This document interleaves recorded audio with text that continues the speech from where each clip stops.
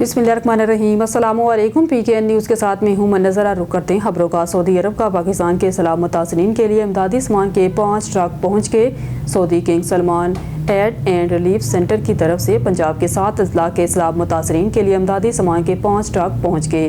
वज़ीर आला मरगन नवाज शरीफ और सऊदी सफ़ीर सईद बिन नवाफ अल मालकी ने इमदादी सामान के 5 ट्रक PDMA के सुपुर्द किए। King Salman Aid and Relief Centre की तरफ से इमदादी सामान 10,000 शेल्टर किट्स और 10,000 फूड पैकेजेस पर मुश्तमिल है। King Salman Aid and Relief Centre की तरफ से सैलाब मुतासरीन को खेमे, solar panels, LED kitchen set, कंबल और दीगर अशिया का तोहफा शामिल हैं। जंग, कसूर, खानेवाल, हाफिजाबाद, चनियोट, मुल्तान और टोबा टेक्सिंग के सैलाब मुतासरीन को इमदादी सामान दिया जाएगा।